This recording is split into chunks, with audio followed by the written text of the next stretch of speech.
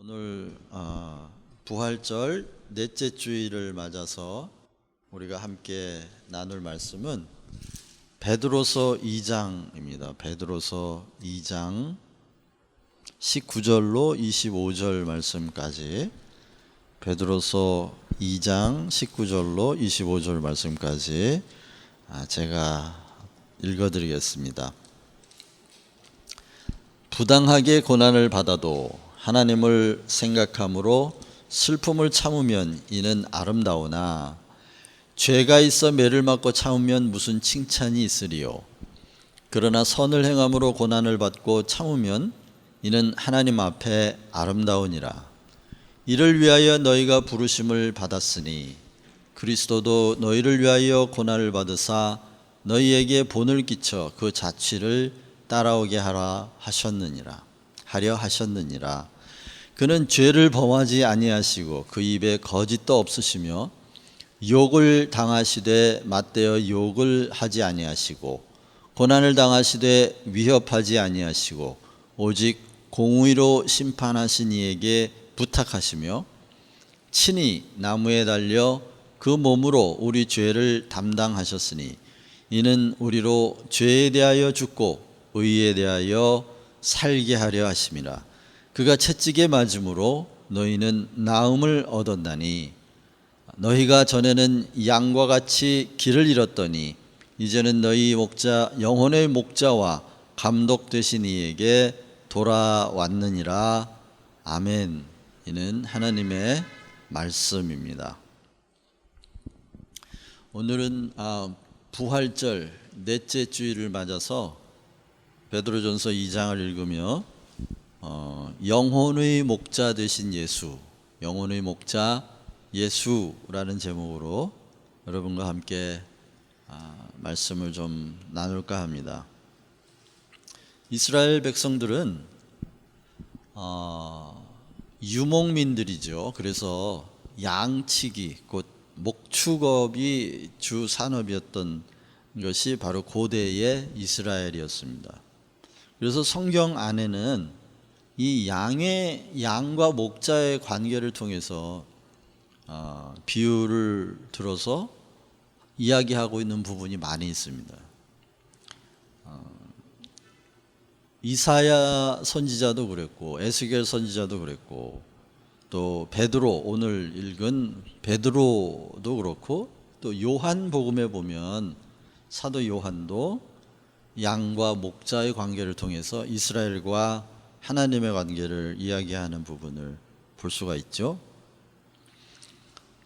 그러나 이제 우리나라는 목축업을 하는 나라가 아니고 농사를 짓는 나라이기 때문에 사실 이스라엘 사람들이 비유로 드는 이 양과 목자에 관한 그 양과 목자의 관계를 우리 마음에 잘 와닿지 않죠.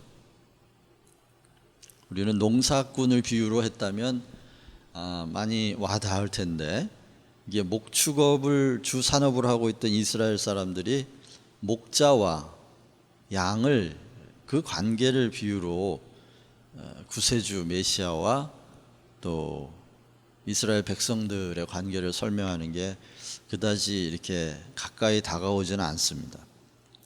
그런데 저는 복이라면 복이라고 할 수 있는데요. 아르메니아의 선교사로 있을 때 KBS에서 창사 특집으로 인간의 땅이라고 하는 프로를 만드는 일이 있었어요. 그때 박복남 PD라는 분이 저에게 컨택을 해 오셔서 이스라엘 아르메니아에 퍼져 있는 소수 민족 예즈디 민족이 있었는데 그 예즈디라는 족속들의 삶을 다큐멘터리로 찍는 일을 하고 싶은데 통역이 없으니 좀 도와달라 하는 그 컨택을 받았어요. 그래서 그 KBS 기자단을 사진 기자하고 또 그 PD죠, 박봉남 PD라고 하는 분을 모시고 거의 2달간 통역으로 하면서 그 목축업을 주업으로 삼고 있는 예지디의 한 가족을 선택을 해서 여름 끝자락 그리고 가을 끝자락에 걸쳐서 2달 가까이 촬영 시간을 잡아서 제가 옆에 쫓아다닌 적이 있어요. 그때 2달 동안 이 목축업을 하는 한 가정을 가까이서 제가 볼 수가 있었던 거죠. 그때 많은 부분에서 이스라엘 사람들이 그 목축이라고 하는 그들의 그 기간 산업을 통해 구세주를 이해하려고 하는 그들의 마음을 많이 이해할 수가 있었습니다. 그러나 이제 그 과정을 지켜본 과정에서 단순히 성경을 기록한 사람들이 그들의 경험만을 토대로 기록한 것은 아니다 하는 걸 알 수가 있었는데요.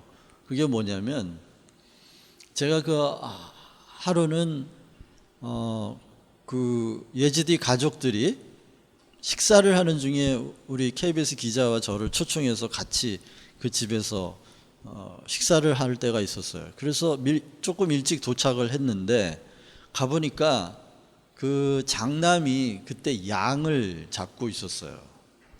그래서 양을 잡는 장면을 처음부터 끝까지 볼 수 있는 기회가 있었죠.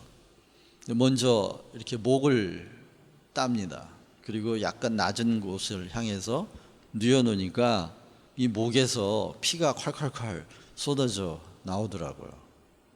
근데 그 죽어가는 양의 눈빛이 뭐 도끼를 품었다든가 그런 건 전혀 없고 정말 주인의 손에 죽임을 당하는데도 저항하지 않고, 물론 두려워하는 눈빛은 분명히 있었습니다마는 정말 조용히 말없이 죽어가더라고요. 피를 철철 흘리면서 그 짐승이 얼마나 무서웠겠어요. 그런데도 그게 크게 나대지 않고 조용히 숨지는 걸 볼 수가 있었습니다. 그리고 다리를 꺾고 그 허벅지에 이 2개로 된 허벅지 위에 갈고리를 걸어가지고 거꾸로 매달아 놓고 가죽을 벗기는데 1분도 안 걸리더라고요. 얼마나 능숙한지. 그리고는 이제 작은 도끼날로 각을 뜨는 거죠. 각을 떠서 먹을 준비를 하는 장면들을 볼 수가 있었어요. 그런데 그 장면을, 그렇게 양을 도살하는 장면을 처음 봤기 때문에 나중에 이게 음식이 돼서 상에 나왔을 때 이걸 선뜻 먹히지가 않더라고요. 근데 그때 제가 무슨 심정이 들었는지 알메니아 말로 이런 질문을 했어요. 거기 앉아 있는 사람들한테. 당신들 이런 얘기 들어봤냐? 무슨 얘기냐고 물어요. 저 오늘 양을 잡는 걸 봤는데 양을 위하여 목숨을 내놓은 목자 이야기를 들어본 적이 있느냐? 그랬더니 웃더라고요. 막 웃어요. 막 웃으면서 그런 목자가 어딨냐고. 목자가 양을 잡아먹는 거지 목자가 어떻게 양을 위해 목숨을 내놓느냐고 그렇게 막 웃더라고요. 그래서 제가 같이 마주하고 웃어주면서 그런 얘기가 있다. 혹시 성경이라는 걸 들어본 적 있냐? 그랬더니 참고로 그 예지드 민족은 그들의 그 민족 종교가 따로 있습니다. 그게 조로아스터교에서 온 어떤 사이비 종교인데 그들도 빛을 숭상하는 그런 종교였어요. 근데 예지드의 종교가 굉장히 특이해서 그 예지드들이 예배하는 장면이나 이런 것도 다 찍어온 경험이 있는데요. 어쨌든 그 식사하는 자리에서 제가 요한복음 10장에 나오는 그 선한 목자 이야기를 했죠. 그래서 양들을 위하여 목숨을 내놓는 이야기를 했을 때 그들이 처음에는 막 웃더니 그것이 성경에 나오는 이야기라는 이야기를 듣고, 그리고 예수 그리스도가 바로 온 인류의 목자였고 온 인류는 그의 양이었으며 그 양을 위하여 목자가 목숨을 버렸다, 십자가에 못 박혔다 하는 이야기를 했는데요. 본이야기의 그 자리가 복음을 전하는 자리가 됐죠.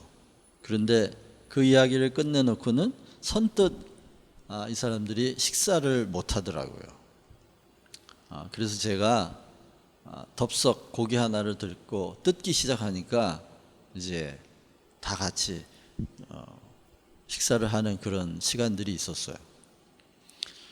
그러니까 일상적인 그 목축은, 목자는 절대로 양을 위하여 목숨을 내놓지 않습니다. 오히려 목자가 양을 치는 이유는 그 양을 키워서 털을 잘라서 내다 팔고 가죽을 벗겨서 그것으로 옷을 해 입거나 장식물을 만들거나 가방을 만들거나 해서 살림에 보태려고 목양을 하는 것이지, 절대로 목자가 양들에게 목숨을 버리기 위해서 이 목축을 하는 사람은 이 지구상에 단 한 사람도 없습니다. 그렇기 때문에 이스라엘 백성들은 오히려 그들이 익숙해 있던 이런 삶의 목축이라고 하는 이런 걸 통하여 그 이면에, 우리의 생활 저편에 또는 우리의 생활을 초월한 목자의 마음을 그리고 있다고 하는 것을 알게 되었습니다.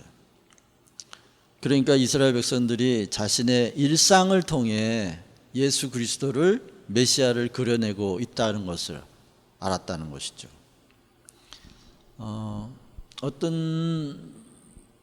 제가 알고 있는 어떤 지인의 그 페이스북에 그 한마디를 보면 이렇게 돼 있어요.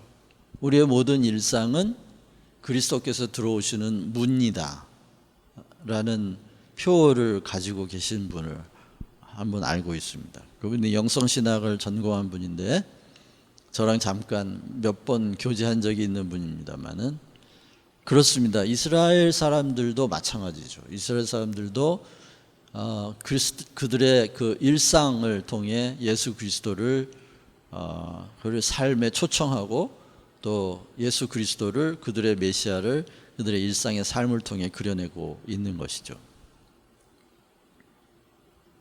그런데 오늘 특별히 영혼의 목자 되신 예수다, 이렇게 말씀을 드렸어요.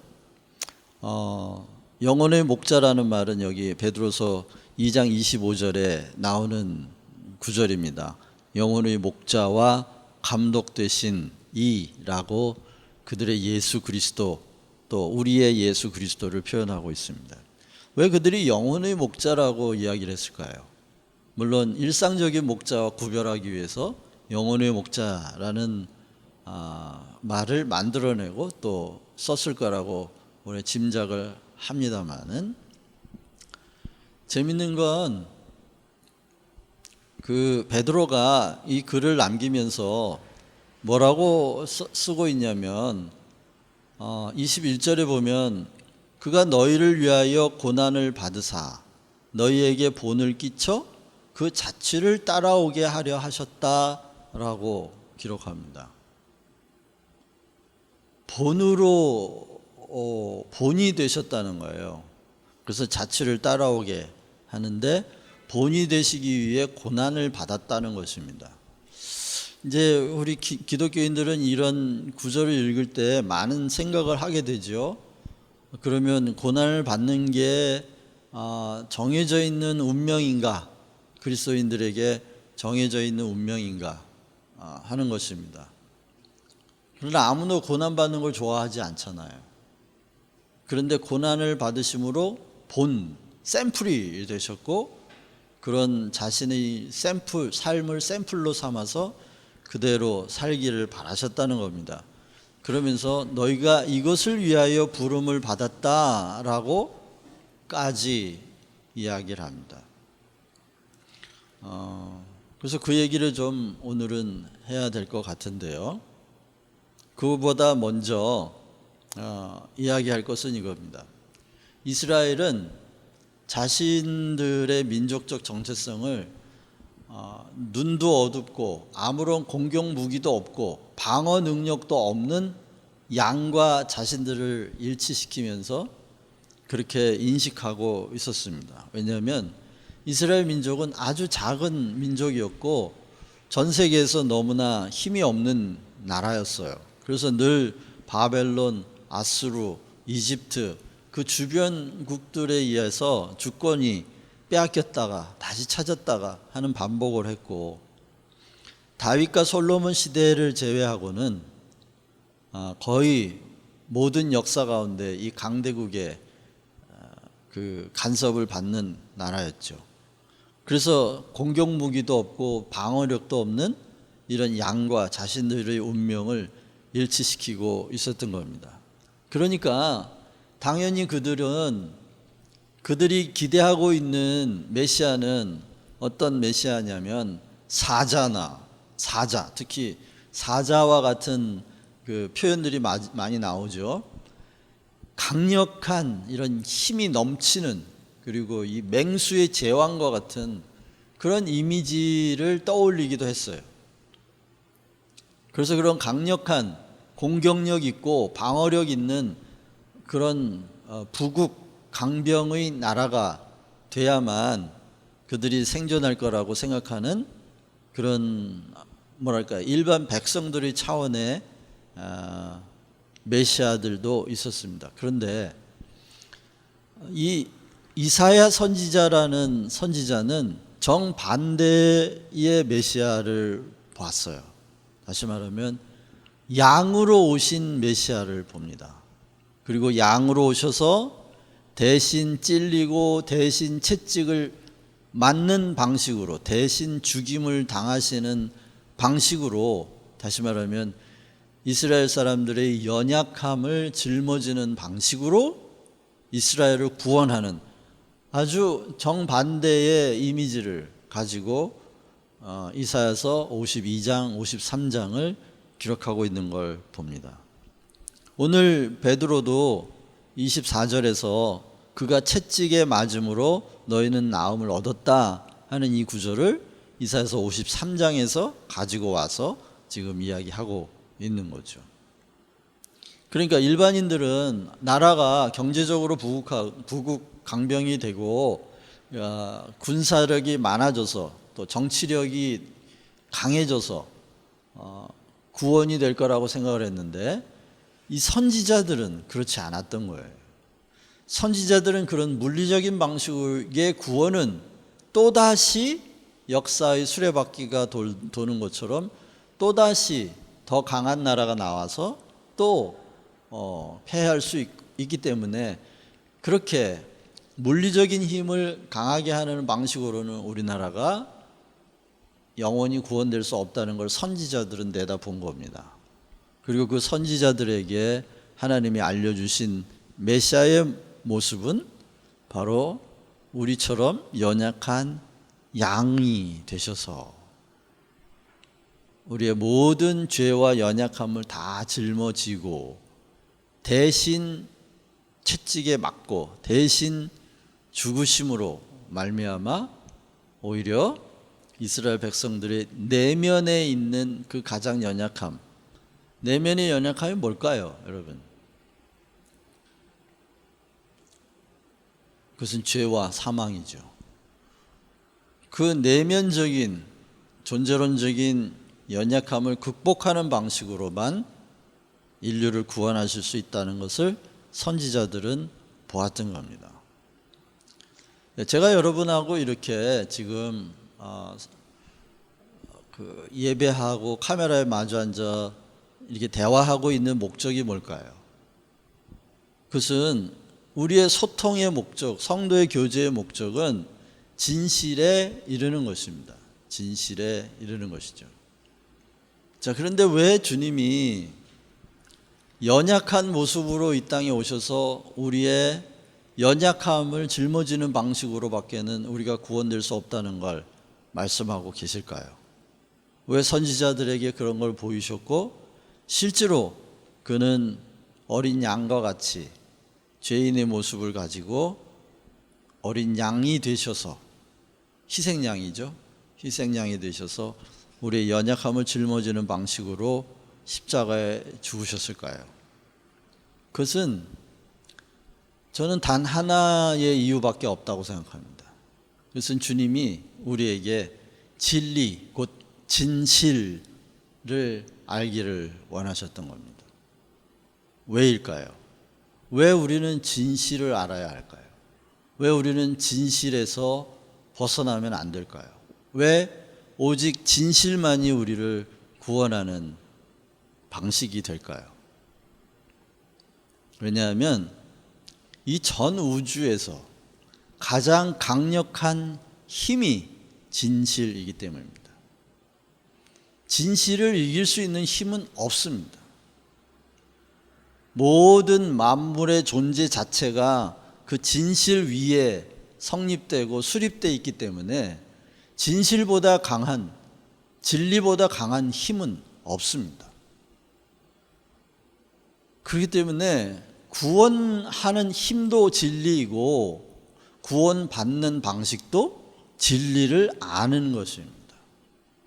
여러분이 진리를 안다면 우린 이미 구원된 겁니다. 왜냐하면 우리 존재 자체가 그 진실과 진리를 기반으로 하고 있기 때문이죠. 제가 지난주 설교에 영혼을 정화하는 진실이라는 제목으로 설교를 할 때 그런 말씀을 드렸어요. 우리가 소통하는 이유는 진실에 도달하기 위함인데 그 진실이란 무엇이냐? 그것은 우리의 존재의 바닥이다 말씀드렸었어요. 그런데 많은 분이 오해를 하셨더라고요. 이 바닥이라는 단어가 뭐 바닥을 친다 뭐 이런 그 한간에 떠도는 말 때문에 자신의 가장 밑바닥, 자신의 가장 뭐랄까요, 한계라는 의미로 이해하신 분들이 꽤 있더라고요. 물론 그런 의미로 이해하셔도 뭐 완전히 틀린 거라고 생각하지는 않지만 제가 의도한 그 바닥은 이게 없으면 안 되는 것, 존재의 가장 기초라는 의미예요. 거기에 서 있지 않으면 성립이 안 되는 거죠. 가령 시간 같은 것입니다. 시간이 없이는 만물이 존재할 수가 없잖아요. 그래서 시간은 모든 물질의 진실이고 모든 물질의 바닥인 셈이죠. 그래서 이 진실을 아는 것, 그리고 진실에 도달하는 것, 그리고 그 진리 자체보다 강력한 힘은 전 우주에 없습니다. 그래서 주님이 어린 양으로 오신 목적은 인류가 처하고 있는 상황의 진실, 죄와 사망이라고 하는 것의 참모습, 그 인류가 처해 있는 참모습, 그 진실을 알려주시기 위해서 그가 죽임을 당하는 고난을 받으셨던 겁니다. 그래서 우리는 정말 모든 사람이 다 왔다가 가죠. 태어난 사람은 다 죽습니다. 그 죽는 게 모두 다 죽으니까 그게 자연이다, 그게 자연스러운 것이다 생각하죠. 그러나 그것은 진실이 아닙니다. 죽는 것은 자연스러움이 아니에요. 이것은 죄의 결과이고 타락의 결과이지 자연스러움이 아닙니다. 그것을 주님이 죽고 부활하심을 통해 우리의 죽음이 자연스러운 것이 아니다, 다시 말하면 자연을 창조하신 하나님의 의도가 아니었다는 진실을 드러내기 원하셨던 거죠. 말씀을 마치겠습니다. 여러분, 진실보다 강한 구원의 힘은 없습니다. 우리의 일상이 자유로워지는 것도 진실에 도달하는 것입니다. 여러분의 영혼이 자유로워지는 것도 진실에 도달하는 것입니다. 왜냐하면 그 진실이 바로 우리 존재가 성립할 수 있는 바닥, 기초, 출발점, 임과 동시에 우리의 존재가 완성되는 최종 목적지가 바로 진실 또는 진리이기 때문입니다.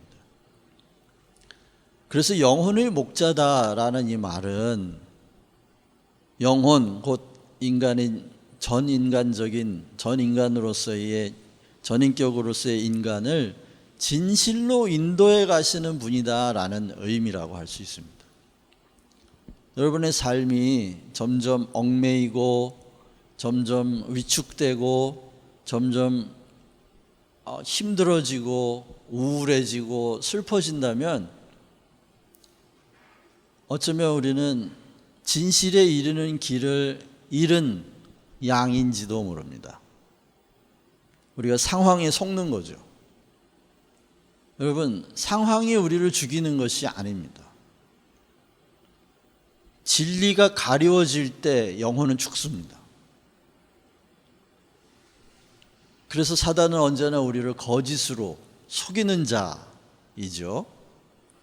그렇기 때문에 영혼의 목자 예수라고 할 때 예수님은 직접 당신이 당한 고난을 통하여 이 불의한 세상, 거짓으로 가득 찬 세상의 진실을 드러내시고, 그가 죽음으로 끝난 것이 아니라 죽고 부활하는 길에 이르심으로 그 생명의 길로 따라오는 사람들이 되기를 원하셨던 거죠.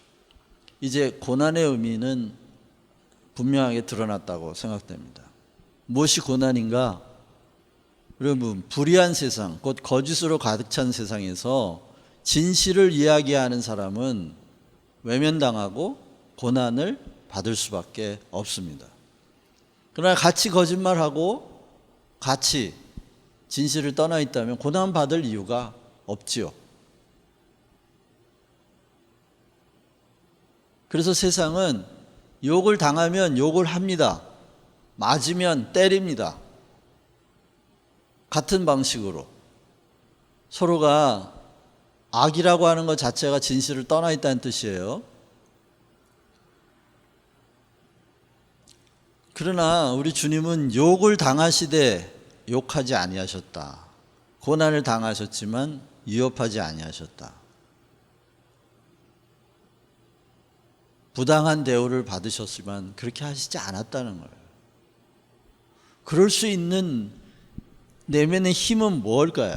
예수님의 그렇게 하실 수 있었던 내면의 힘은 뭘까요?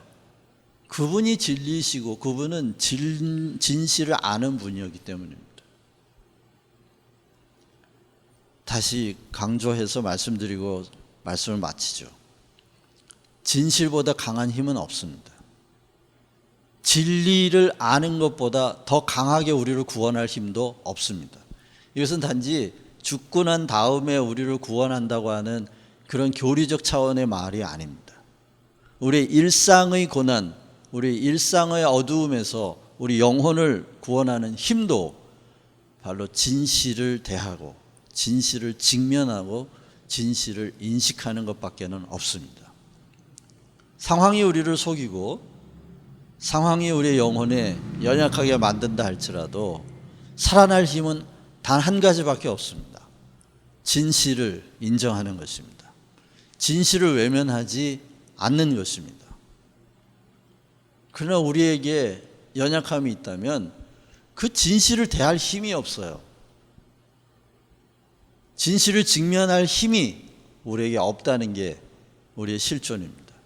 그래서 영혼의 목자 되신 예수가 우리와 함께 계시는 겁니다. 그리고 우리가 여기 보니까 이렇게 돼 있어요. 너희가 전에는 양과 같이 길을 잃었더니 이제는 너희 영혼의 목자와 감독 되신 이에게 돌아왔느니라. 그러나 좀 더 정확하게 말하면 우리는 영혼의 목자이신 그분에게 돌아갈 힘이 없어요. 왜냐하면 우리가 진실을 대할 힘이 없기 때문입니다. 그러나 우리가 길을 잃었던 우리가 길을 다시 찾은 방식은 목자께서 우리에게 오셨기 때문이에요. 지금도 주님은 성령을 우리에게 보내는 방식으로 우리를 잃은 길에서 영혼의 목자이신 주님께로 돌아오도록 지금도 부르고 계십니다.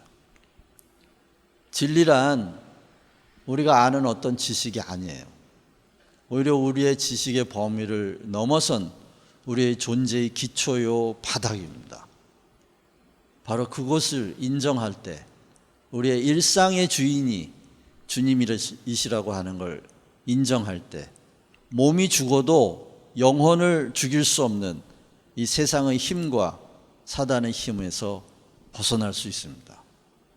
그것은 제가 드리는 말씀이 아니라 성경의 요약이고 복음의 요약입니다. 여러분, 진실보다 강력한 힘은 없습니다. 그것을 직면할 수 없는 연약함이 우리에 있지만 우리의 연약함을 대신 짊어지고 죽으시고 그리고 부활하여 생명의 길을 열어놓으신 주님이 오늘 여러분에게 찾아가려고 하실 때 단지 그분에게 마음을 여시기만 하면 됩니다. 그러면 그것이 영혼의 목자이시고 감독이신 그분께로 돌아가는 길입니다. 오늘 꼭 그분을 만나시기를 바랍니다. 기도하겠습니다. 사랑의 하나님, 우리가 길을 잃었지만 그러나 길 대신 주님이 우리에게 찾아오는 방식으로 우리는 길을 다시 찾았습니다. 그리고 주님께로 돌아갔습니다.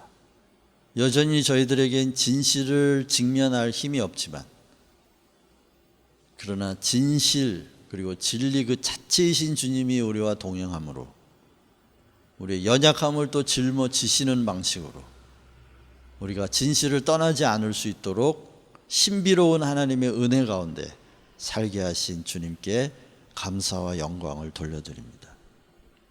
우리 일상의 지침과 허기짐과 무력함과 연약함을 가만히 들여다보면 우리가 진실을 놓치고 있고 진실을 대면할 힘이 없다는 것에 연유하고 있다는 것을 알게 되었습니다. 주님, 저희들을 불쌍히 여겨 주시옵소서. 그리고 진실을 대할 용기를 주시고 세상을 구원할 힘인 그리고 능력인 그 진리와 진실을 깨닫게 하여 주시고 동행할 힘을 주시옵소서. 예수님의 이름으로 기도합니다. 아멘.